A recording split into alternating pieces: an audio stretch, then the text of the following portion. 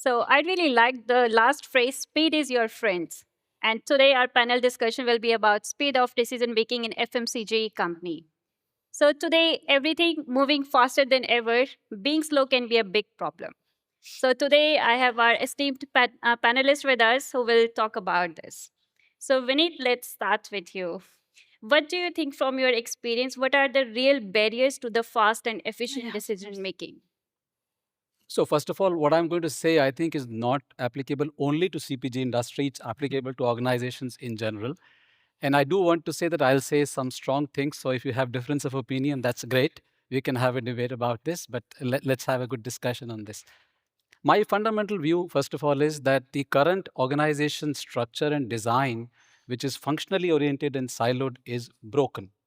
And I use the word broken because of the fact that all the decisions that we require today, whether it is for sustainability, whether for innovation or speed of response, require an end to end view of the business, whereas these structures have been designed in functional silos. So there's a fundamental problem as to why the decision making doesn't happen across the entire organization. We have a wrong design in the first place.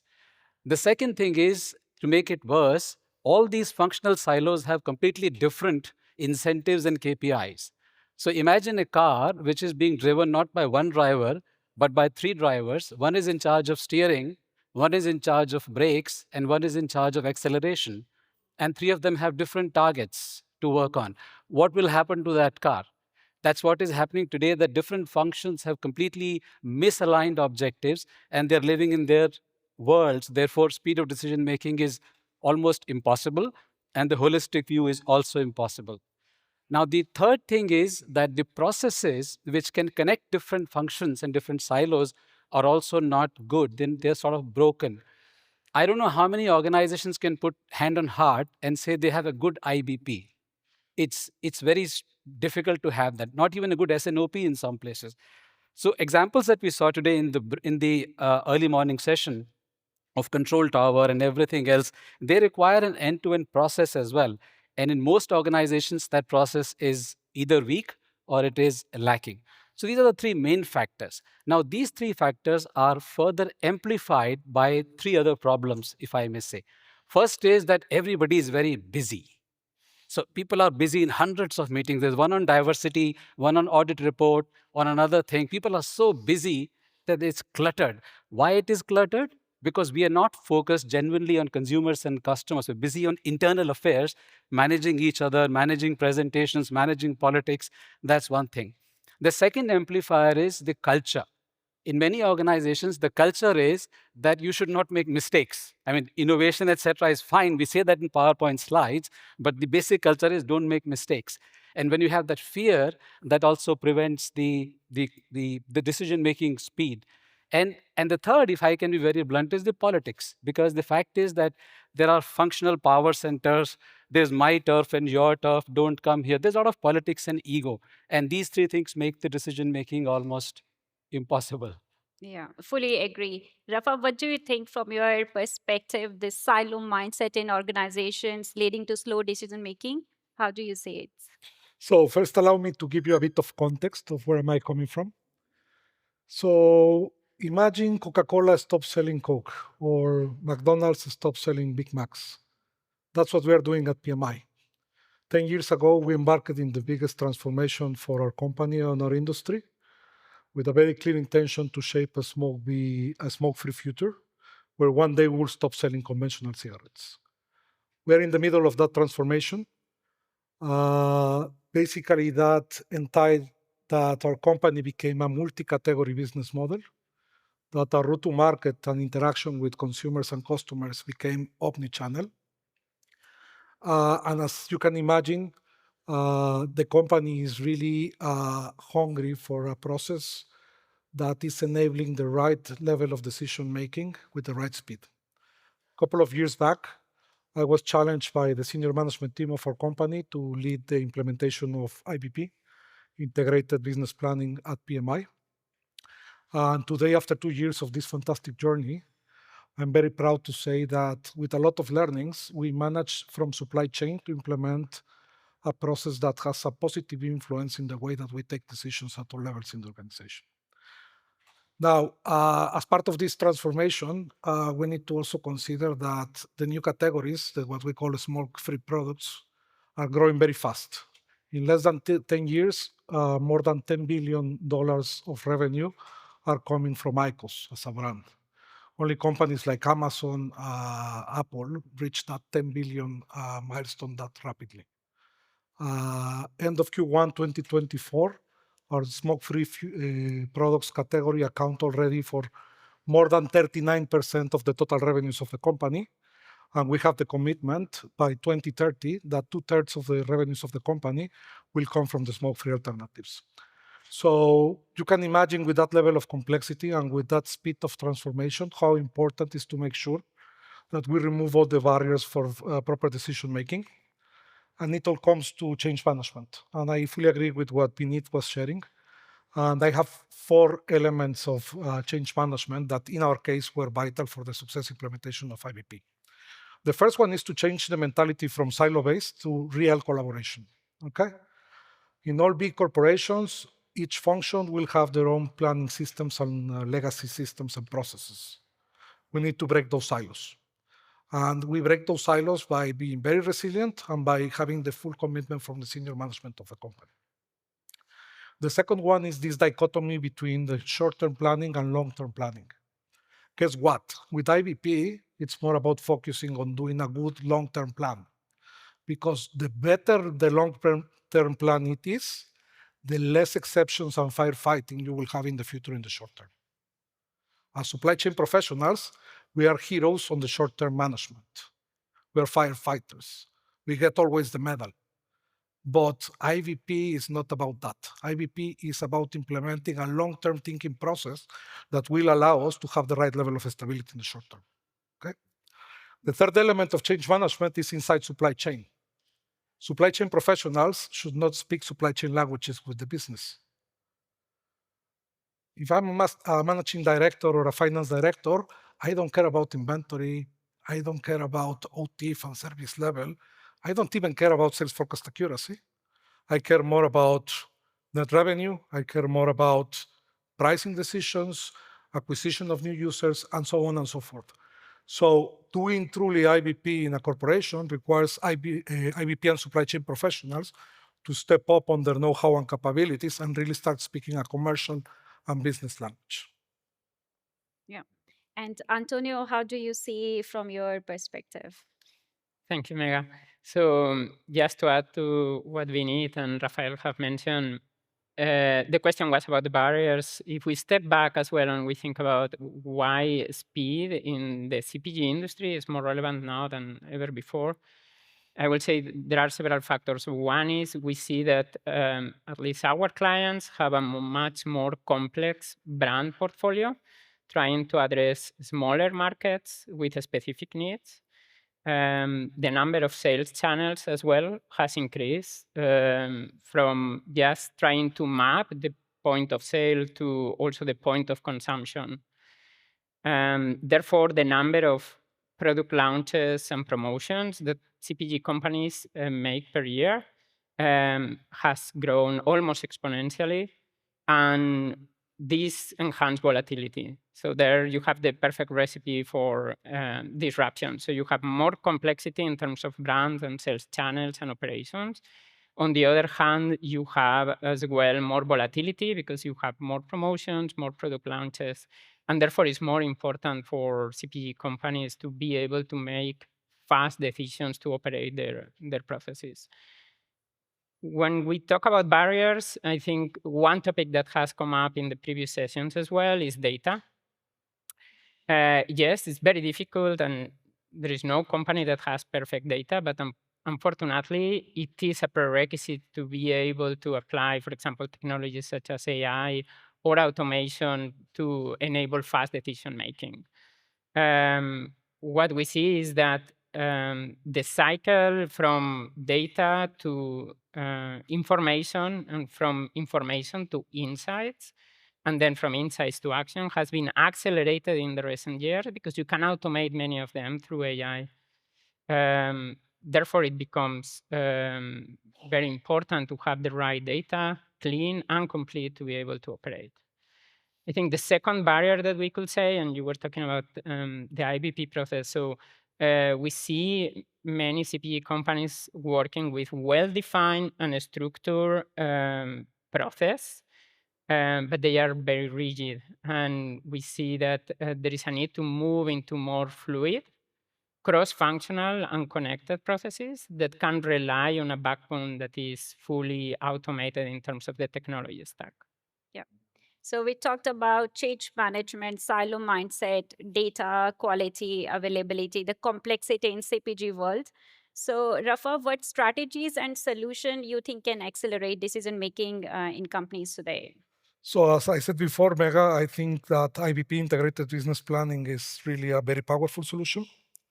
And it is a very powerful solution, first of all, because it's not rocket science. It's a very simple decision-making process that starts with portfolio, demand, supply, financials, and category kind of decisions.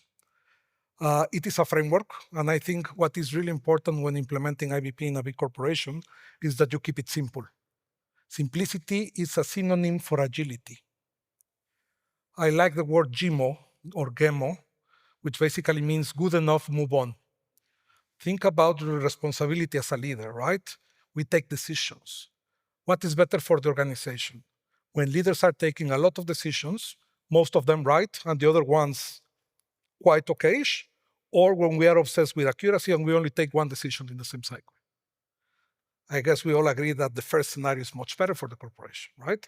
So the idea is to implement a framework at all levels in the organization, market, in our case, it's market, region, and global categories, that enables right level of decision making by the right stakeholders at the right moment in time. Having said that, I think the process itself needs to be simple enough for us to be able to ensure that the output is standard and consistent. In the case of Philip Morris, we came very quickly to the realization that IBP is not about a forecast. A lot of people and a lot of corporations, and even today during some of the presentations I was reflecting, we tend to be fixated with forecast accuracy. IBP is about gap management. It's not about a forecast. It's about having a one integrated business plan, meaning a plan that by consensus and having everybody sitting on the same table has been decided to be the best executable plan as per the corporation, that has the right narrative, that has a forecast or a baseline, but that has a gap management plan in the form of pro-cons, trade-offs, risk and opportunities, okay? So my invitation to you after 2 years of running IBP is encourage your organizations to get less obsessed about the forecast accuracy. The forecast by definition will be wrong, and be more focused and more engaged when it comes to solving the solutions to close the gap versus our targets, doing gap management, okay? And make sure that when you implement a process, the process is light enough in order to make sure that the decisions are taken with the relevant stakeholders, with the relevant trade-offs and scenarios in front of them, and make sure that the output is a standard, so that when you aggregate for high-level conversations in the organization, it's easy to put together the scenarios in front of the stakeholders. Yeah. And Vinit, alongside IBP, simple process, what other strategies and solution could accelerate decision making? Yeah, first of all, I would say that so I'm going to use a strong word again, sort out the crap at the top. Uh, at the level of leadership teams in every organization, if you don't have an alignment on strategy and you don't have an alignment of what are the real key battles for the organization to win, that lack of alignment results in all the problems which sort of percolate downwards and slow down the speed. By the way, are there any CFOs in the audience? No, so I can be very frank. I often call CFOs CNOs, they're chief no officers. You take any proposal, the answer is no. And I'm joking to say that there has to be alignment at the level of leadership team that what are we doing? Are we going to invest in technology for the sake of agility? Yes, there has to be an alignment on that. If we don't sort out this piece at the top, things will not move. The second thing is processes, but I think enough has been spoken and you've given very good examples. I won't talk about that. The third thing I would say after processes is put measures in place. How many of you in the audience feel that in the COVID time, we were taking decisions faster? Please raise your hands. Put a little higher, please, because I see half hands. Yeah, because there was, for example, new supplier approval process. We were doing it in a matter of 48 hours. Earlier, you would do it as a 6-month process. So what you need to do is to put specific numbers for each decision. For example, say that a new supplier approval time is going to be 1 week. Put a number around that. Suppose you launch a consumer promotion, put a number around that, that for the development of the packaging material and the approval of the packaging artwork, the time is 3 days. And if you don't put those numbers and time fences, then things will keep floating around forever. The fourth thing I would say is invest in technology, and I'm sure you'll talk about that a little bit later as well, that investing in technology is going to overcome many of these barriers that I have talked about. But the last thing I would say is declutter, and declutter brutally. What I mean by that is that in my mind, I often used to work with a sieve that whatever we are doing, if you pass it through a sieve, that is it for consumers and customers?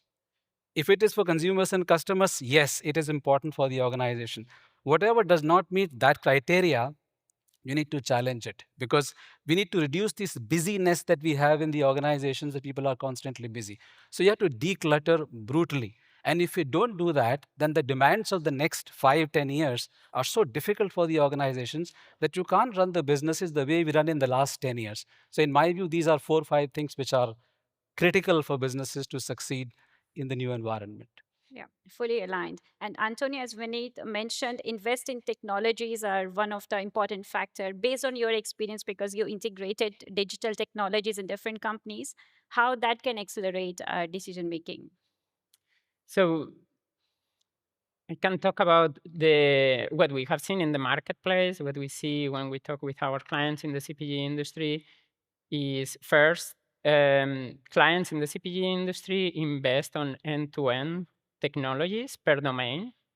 And why is that? Is because it allows you to have harmonized data, consistent data, and synchronized data that helps you to automate the processes and avoids the need for operational people to be involved in doing data analytics and in decision making, which might not be critical. So we think that CPG companies should leverage their employees just to supervise specific exceptions based on thresholds, for example, cost thresholds or revenue at risk thresholds. We see as well clients in the CPG industry, on top of investing on big technology transformations, implement as well pilots on AI, ML, automation, analytics. We see that technology transformations as well, we have seen from the cases presented this morning, can take in a medium to large size CPG company anything between 2 to 8 years if it's a global rollout. And therefore, companies cannot wait to do that. So it's important that CPG companies can develop this concept of citizen developer, where the business can contribute to bring new ideas on how you can automate, bring new analytics, bring AI into specific use cases. The other thing we have seen is in terms of solutions, the solutions we are looking for are bringing connectivity, visibility, analytics, and support to the decision making. Why is that? It's because CPG companies now have a tremendous amount of data generated from outside of the company. There is more availability of sales out data, more availability of market insights and external factors. You also have more data from your manufacturing processes, whether if it is from your own factories or co-manufacturers, as well as from suppliers. So be able to manage all this information in a single end-to-end platform is very important for fast decision making. And as we are talking about end-to-end platform to have end-to-end visibility, so Rafa, how do you think digital technology can accelerate and also digitalize the IBP process, having one number to close the gaps? In my opinion, digitalization is a journey, and it's about investing in the right digital tools at the right moment. Okay, so I think once you have a mature decision-making process in place, the first question you should ask yourself is, do I have the data foundations in place? Do I have the right level of availability and quality of master data? Do I have the right architecture of data? If the answer is yes, then you move to the next phase, which is, do I have transparency of this data in the way of reporting? And can I bring this to the different forums for decision making, right? And only then you can start thinking about, okay, can I make this data to be more descriptive? Then can we start investing and make it more prescriptive? Then can I start using some rule-based modeling in order to come with some recommendations out of the system, which is a kind of a precursor of machine learning? Then can I start investing in what we call supervised machine learning? And only then you can start thinking about self-learning kind of machine learning solutions and Gen I kind of solutions. So my comment is digitizing is good, it accelerates, but it has to come in the right moment and in the right sequence. Otherwise, you will fail miserably. In our experience, when we did our first pilot on IVP at PMI level, we went to 5 markets, and one of the asks from the markets was, okay, can we digitize the decision-making process? And we made the mistake to say, well, seems like with all this artificial intelligence, we might be able to do it. And we start exploring what we call the smart CXO, which basically was a machine learning-based kind of solution that was going to take decisions on behalf of senior people in the organization. We failed very fast, and we learned a lot. Because first of all, the data, the transparency, the scenario planning capabilities, the collaboration planning capabilities were not in place. Plus, there's never going to be a system that is going to be able to mimic the years and years of experience of senior people in the organization that know better about competitive landscape pricing dynamics, the know-how of the correlation and cannibalization between our product categories, and so on and so forth. Maybe I'm dreaming, but I don't think in the short term we will be able to really have that level of decision-making automated by a solution. So we all agree investing in digital technology at the right time is really important for today's world. So what needs to be done to convince to leadership, management to invest in this technology? But because what I have seen at sometimes there is a need, but there's no approval, so that everything lags behind. Yeah, I'll come to that point, but allow me to add a couple of things Mhm. on the technology transformation as it is. First of all, I think technology transformation is a huge opportunity, which, if I can say, and again, I'm challenging a little bit, majority of the organizations miss the opportunity of doing a real transformation when you're doing technology change. We've talked about a lot of problems in the last 20 minutes in solutions. The time to change that is when you're doing a technology transformation. Let me take an analogy.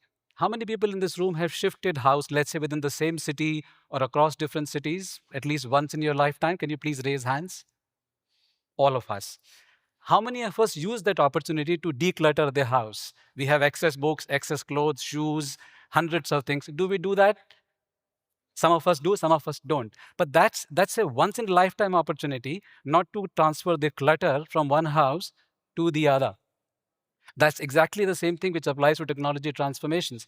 It's a time for you to look at the entire organization structure, the entire organization processes, the way we work fundamentally. But we miss that because we take the angle of survival. The survival is how to go live without failing.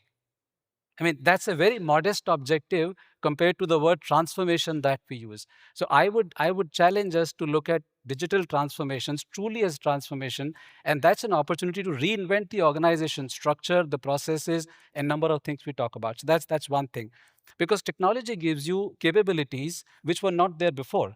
Visibility, integration, prediction, optimization, scenario planning, prescription. These are the capabilities technology gives. So how do we leverage that and redesign our strategy in our organization is a big thing. Now, when it comes to convincing the boards, I think what is very important, I think Rafa also referred to it, is making sure that we're talking the language of business. When I presented the case for planning transformation in my previous role, by the way, it was very difficult. I'm not saying it was a cakewalk. We had to talk about a lot of critical things in terms of speed to market, innovation, market shares. I know there is inventory, there is cost, that is all important. But it's very important to position that as a fundamental capability to operate business in the next 10 years. So let me elaborate that a little bit. We all talk about three key benefits or key priorities for supply chain. One is revenue, second is cost, third is capital efficiency. We all know that. But then three more things have got added. One is sustainability, second is resilience, and the third is agility. So now the triangle has become a star of 6 things. You cannot operate an organization and deliver on all these 6 dimensions without technology. You just cannot. It's the technology investment is not to be justified by how much inventory I will reduce and how much my cost of production will reduce. That's good. But it's the fundamental ability to operate in the next 10 years, which will require the right technology. So you should be bold enough to go to the board and talk that language, and of course, put numbers, of course, and then do it. The second practical thing which worked for me always was to say that we will do a pilot. We will prove the benefits to you, and then we'll sort of scale it up. Normally, boards agree to that. Rather than signing on a 200 million investment, it's always good to say that start in one market, demonstrate the benefits, and then you get the approval for that. So that's a bit of my experience. Okay.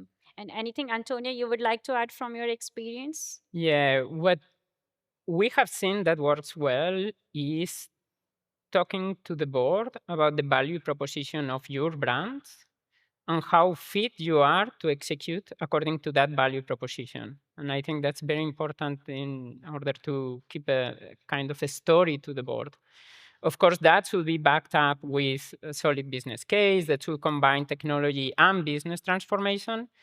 And what we also recommend is to think about a broader program, not just narrow it down to supply chain planning transformation, but think about all the areas in your value chain. How can you digitalize your manufacturing operations? How can you implement a control tower for transportation? Or how can you enable your sales force to bring better the product to your customers?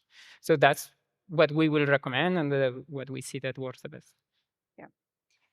All good. So I would open for audience. Any specific questions from the audience for our panelists here?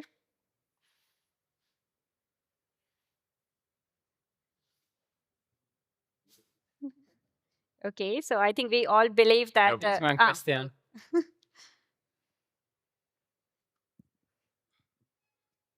One question. I like the word GMO. I fully recognize. The tricky thing is how to detect when it's GMO moment.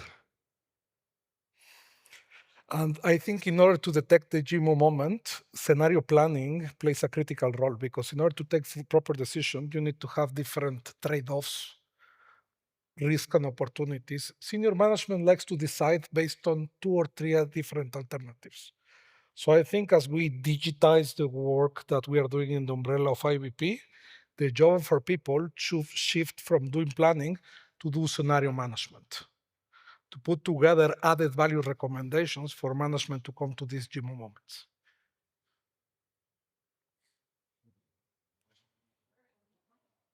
All right. Okay, so I think we all believe speed is as crucial as quality of decision making. So thank you for the participation. Thank you for having me. Thanks a lot.